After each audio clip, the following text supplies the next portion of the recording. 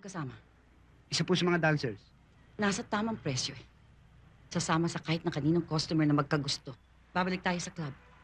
Kailangan makausap ko ang manager. Bigla ng pagiging self-supporting ko eh. Tinakwil ko ang mama ko. Tama bang narinig ko?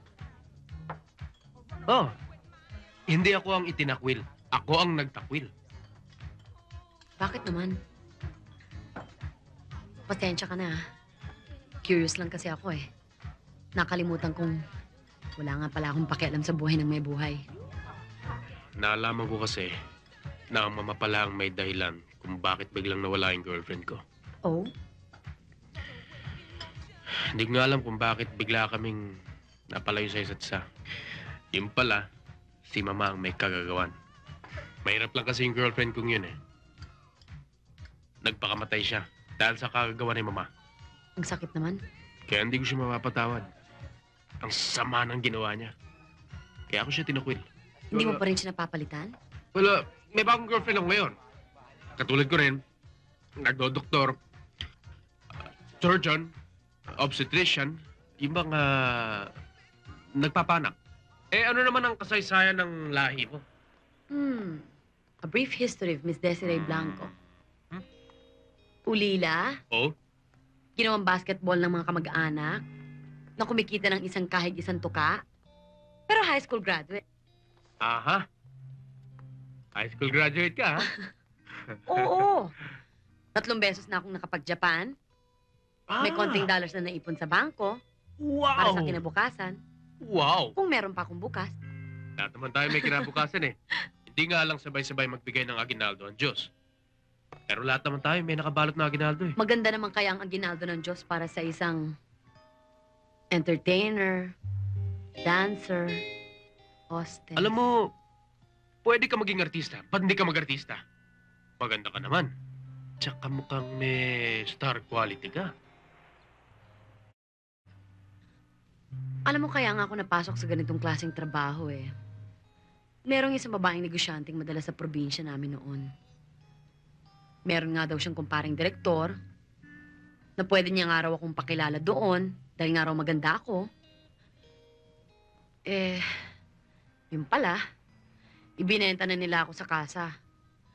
At yung sinasabi niyang direktor, customer na pala. Bata pa ako, patay ng tatay ko eh.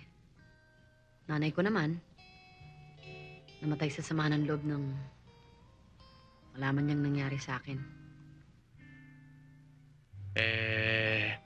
Hindi ka na naghanap ng ibang trabaho? Kapag natilamsikan ka na ng putik, natuto ka na rin maglunoy sa pusali. Siya nga pala, saan ka ba nakatira? Malapit sa eskwela namin. Bed spacer ako. Ayos na yung problema ko sa itong enrollment na to. Problema ko na lang yung sa susunod na semester. Gusto mo sa akin ka nalang tumira? At kung gusto mo rin, pati pag-aaral mo, sagot ko na. Ako? Ano naman akala mo sa akin? At ano naman ang kapalit nun? Ang aking... Hindi pwede. Hindi ko kaya. Masyado ka namang conceited. Prangka lang ako. Kapag pala disenteng kasama mo, feeling mo disente ka na rin. Kagaya ng mga ilaw na yan. Alam mo, dati-dati hindi ko pinapansin yung mga yan eh. Ngayon parang maganda.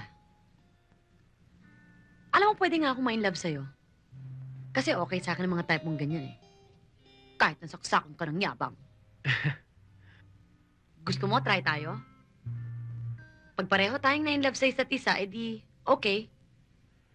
Kapag naman hindi, edi you go, I go. Naku, Des.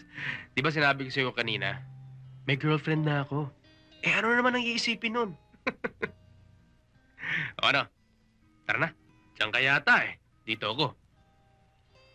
Tara. Sandali! Huwag mo naman akong basta iwanan dito. Pambihira ka talaga, oh. Baka mamaya pagkamalan pa akong nagpapapick up dito. Ihatid mo naman ako sa bahay. Total, ako na magbabayad ng pamasahe mo, eh. O sige,